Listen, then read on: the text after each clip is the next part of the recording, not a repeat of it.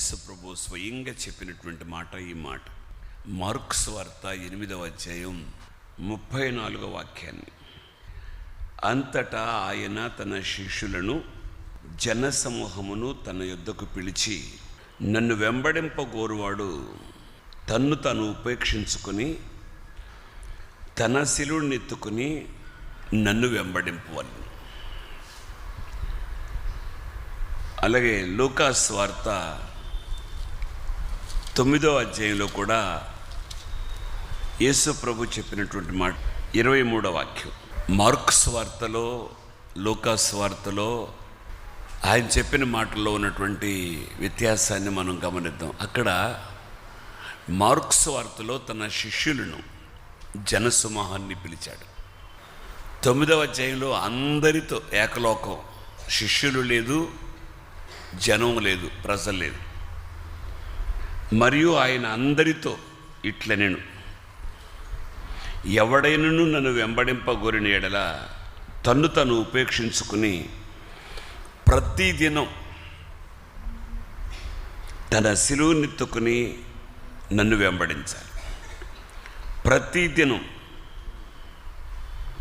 Mark సువార్తలో శిలువనెత్తుకుని అనే పదమే ఉపయోగించాడు ఆయన, ప్రతిదినం అనలేదు. స్వార్థికుడైనటువంటి లోక ప్రతిదినం, ఇది శ్రమల దినాలు కాదు కదా, శిలువ సందేశం ఎందుకు? శిలువ సందేశం ఆ శ్రమల దినాల్లో కదా చెప్పుకునేది అని. శ్రమల దినాలని ప్రత్యేకంగా బైబిల్లో ఎక్కడా లేదు. ఒకవేళ ఎక్కడ ఉంటే మీరు నాకు చూపెట్టండి, నేను తలకాయ ఉంచి ఒప్పుకుంటాను. క్రైస్తవ జీవితంలో ప్రతిరోజు శ్రమానుభవమై నిజంగా విశ్వాస అయితే, నిజంగా సేవకుడైతే, దేవుడు నన్ను సేవ కొరకు ప్రత్యేక పరిచాడు, సేవ కొరకు మాత్రమే నియమించాడు అనుకుంటే, ఏ సేవకుడైనా ప్రతిదినం తన శిలువను తాను ఎత్తుకోవాలి. విశ్వాసి కూడా సమర్పణ కలిగినటువంటి విశ్వాసి. నేను క్రీస్తు కొరకు జీవిస్తాను, నా విశ్వాస జీవితాన్ని కాపాడుకుంటాను, నేను ఒక విశ్వాసిగా లోకంలో నిలబడతాను అని ఎవరు కోరుకున్నా, ఎవరు ఆశించినా, ఎవరు తీర్మానించుకున్నా వారు ప్రతిదినం తన శిలువ తను ఎత్తుకుని సాగిపోవాలి. ఆయన్ని వెంబడించాలి. తన శిలువ, యేసుప్రభు శిలువ మనం మోయక్కర్లేదు, మన శిలువ మనం మోసుకుంటూ పోవాలి. ఆయన్ని వెంబడించాలి. ఆయన్ని వెంబడించాలనుకున్న వారు ఎవరైనా సరే ప్రతిదినం మన శిలువ మోసుకోవాల్సిందే. మన శిలువను ఎత్తుకుని ఆయన వెంబడించాలి. శిలువ అనే జీవం కలిగినటువంటి మాటకు సరైనటువంటి అర్థం ఏమిటంటే, శపించబడినటువంటి అనుభవం కలిగిన వాళ్ళకే ఈ శిలువ శిక్ష ఉంటుంది. శపించబడినటువంటి అనుభవం మీరు గలతీ పత్రికలో చదువుతారు, అవసరం లేదు, పౌలు చెప్పాడు. శిలువ శపించబడినటువంటి అనుభవం.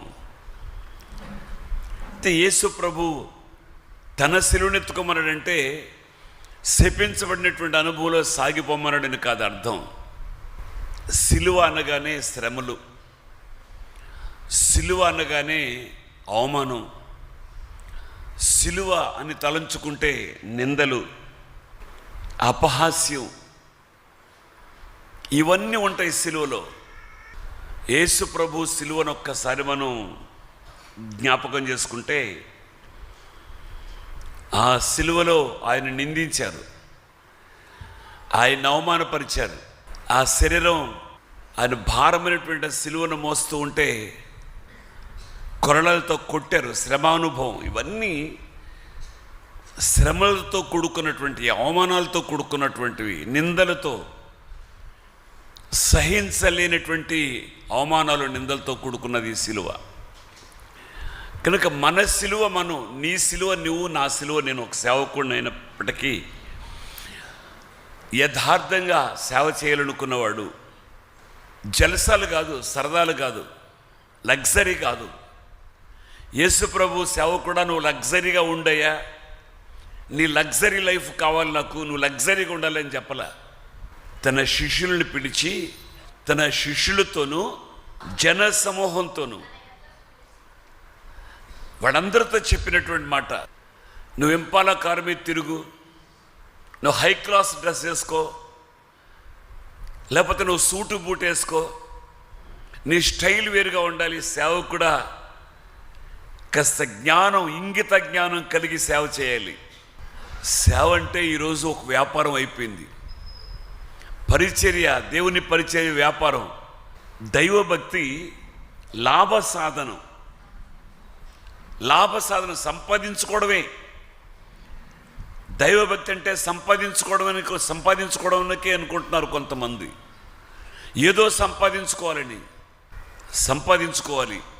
ఏమి సంపాదించుకోవాలంటే మన ప్రవర్తనను చూసి దేవుణ్ణి నమ్ముకున్నాడు, పలానా ప్రార్థన మందిరానికి వెళుతున్నాడు అని అక్కర్లేదు.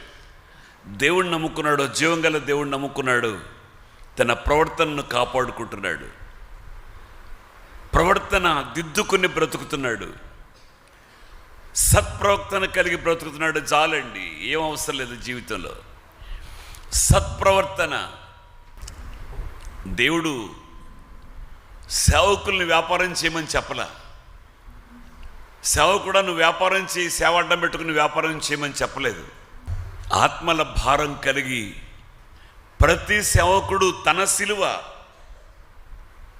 తాను మోస్తూ ఆయన్ని వెంబడించే అనుభవంలో సాగిపోవాలి. విశ్వాసులు కూడా, సేవకుడు మాత్రమే కాదు, విశ్వాసులు కూడా ప్రతి వారికి ఒక్కొక్క సిలువ ఉంది. గొల్గోతా కొండ మీద కపాలం అనే స్థలంలో మనం 3 సిలువలు చూస్తాం. 2 దొంగల మధ్యలో యేసు ప్రభు సిలువ ఉంటుంది. 2 దొంగలు ఉన్నారు, అటువైపు ఒక దొంగ, ఇటువైపు ఒక దొంగ. ఆ 2 దొంగల మధ్యలో యేసు ప్రభువుని సిలువ వేశారు.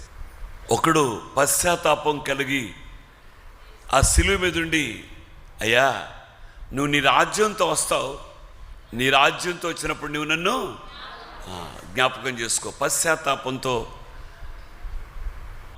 రెండో వాడిని, దొంగని, ఇంకొక దొంగని, అయ్యా మనం నేరాలు చేసాం, దొంగతనాలు చేసాం, అన్యాయాలు చేసాం, మనకైతే ఇది న్యాయం, కానీ ఈయనలో ఏ దోషము లేదయ్యా, ఈయన ఏ తప్పిదం చేయలేదయ్యా, అయ్యా నీవు నీ రాజ్యంతో వచ్చినప్పుడు నన్ను జ్ఞాపకం చేసుకో. పశ్చాత్తాపం కలిగింది.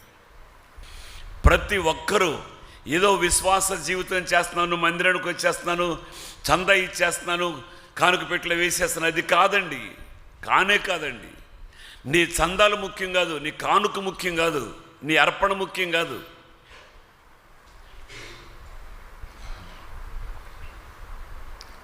సత్ప్రవర్తన కలిగి సాగిపోదా, ఆయన్ని వెంబడిద్దాం. Praise the lord.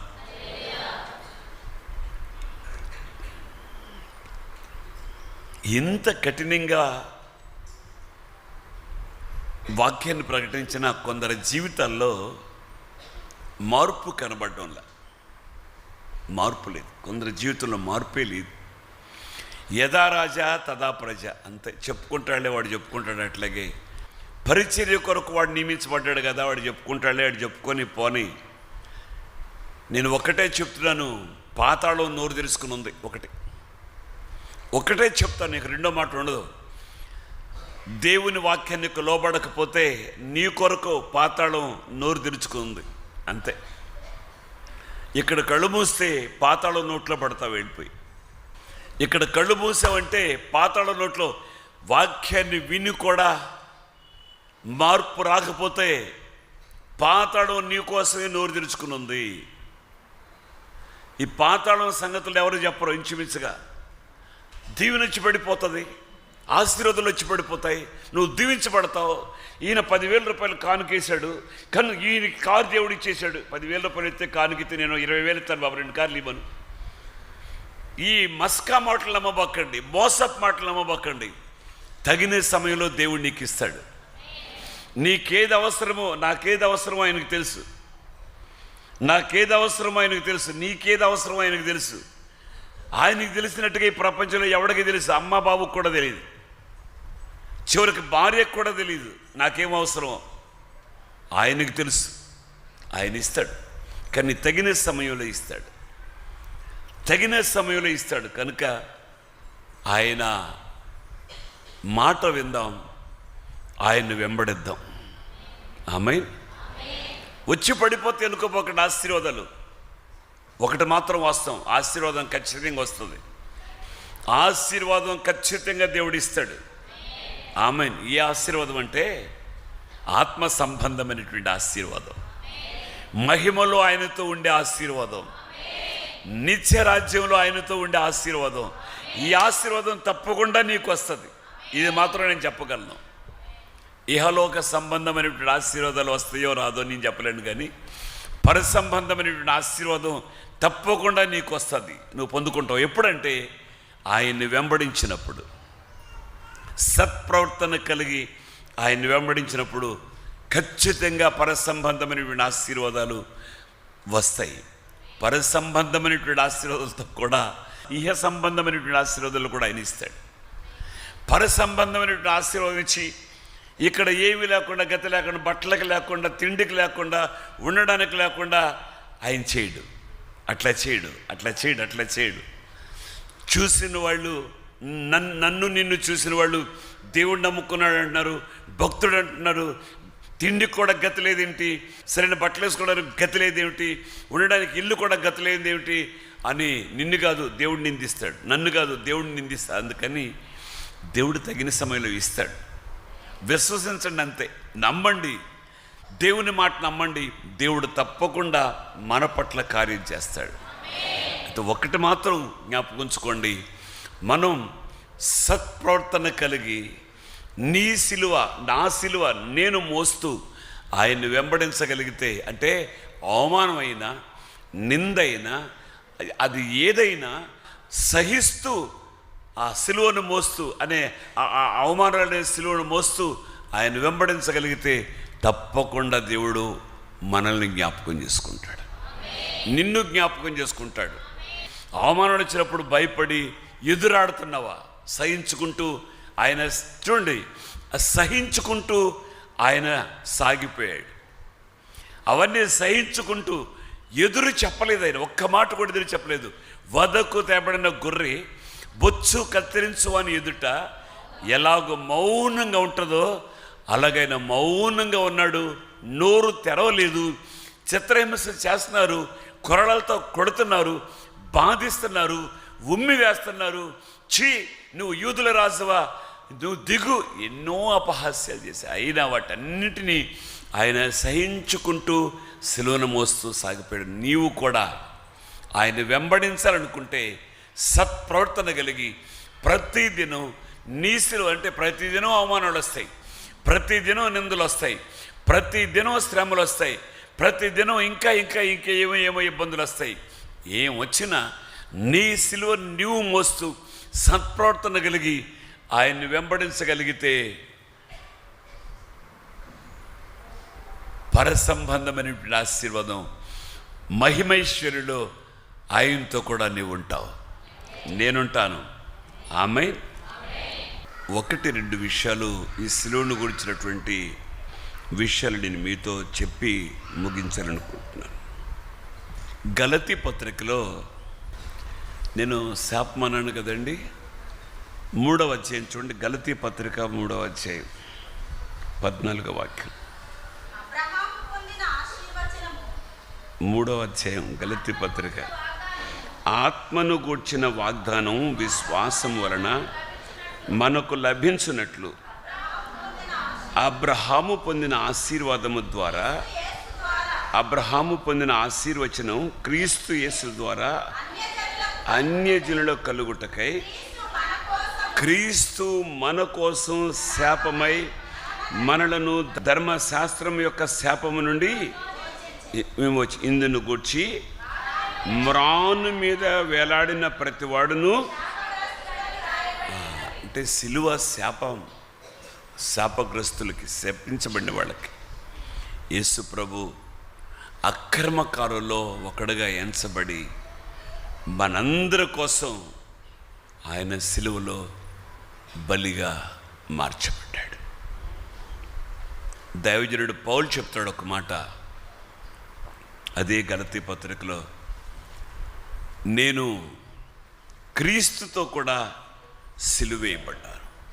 చదవండి 2వ అధ్యాయం 20వ వాక్యాన్ని. 19వ వాక్యం కూడా చదివితే బాగుంటుంది. నేనైతే దేవుని విషయమై జీవించు నిమిత్తం ధర్మశాస్త్రం విషయమై సచ్చిన వాడనైతేని నేను క్రీస్తుతో కూడా సిలువ వేయబడి ఉన్నాను. చాలండి, నేను క్రీస్తుతో కూడా సిలువ వేయబడి ఉన్నాను.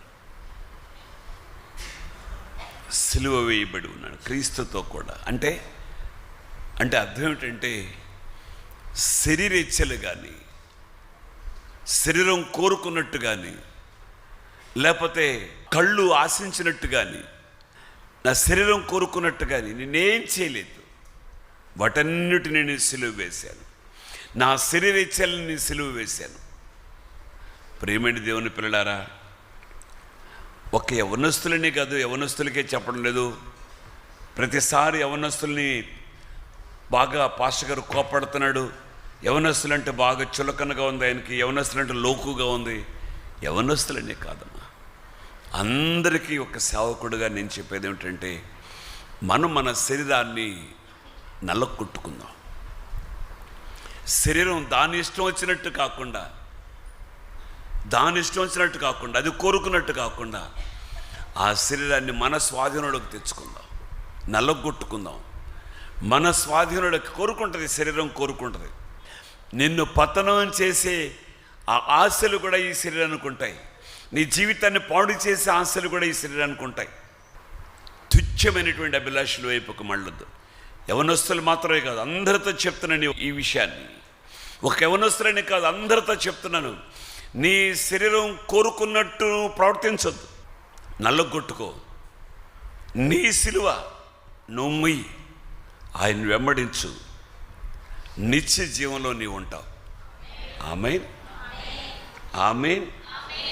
దైవజనుడు పౌలు చెప్తాడు, నేను క్రీస్తుతో కూడా సిలువేయబడ్డాను. క్రీస్తుతో కూడా సిలువేయబడ్డాను అంటే, నా శరీరంలో వచ్చే ఆ ఆశలు కానీ, కోరికలు కానీ, ఆ తుచ్చమైనటువంటి అభిలాషలు అన్నిటినీ నేను సిలువ వేశాను.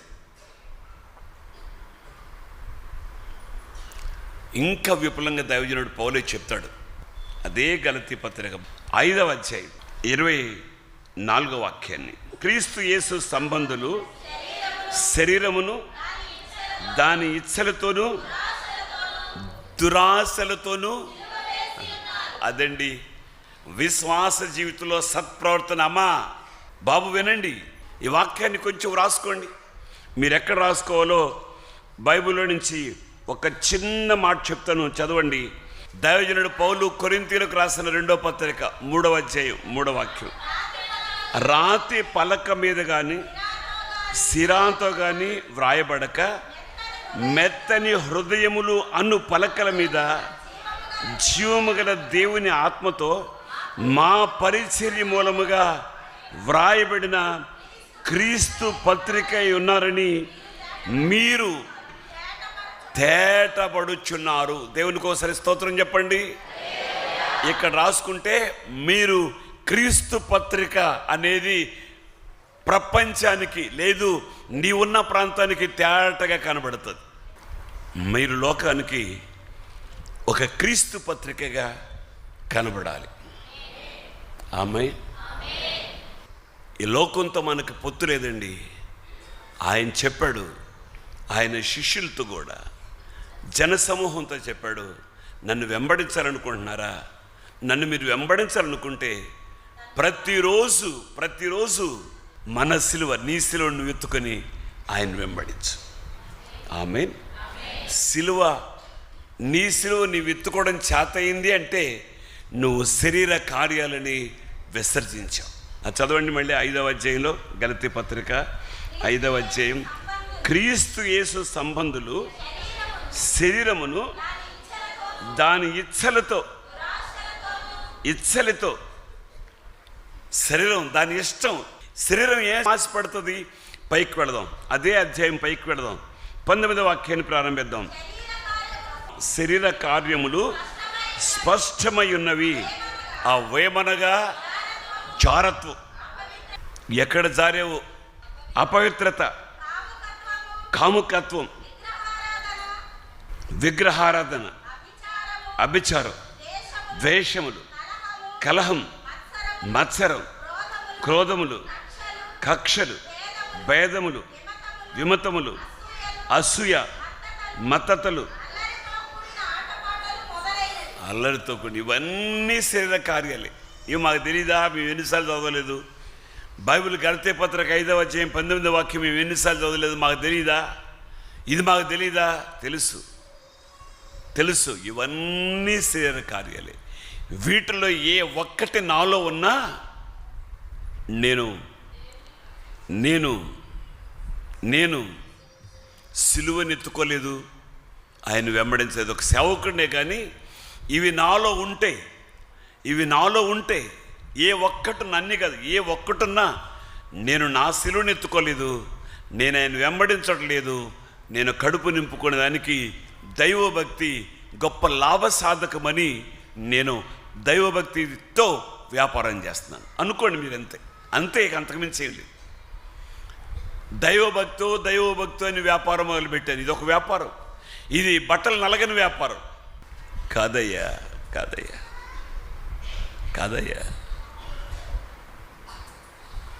ఆత్మల భారం కలిగి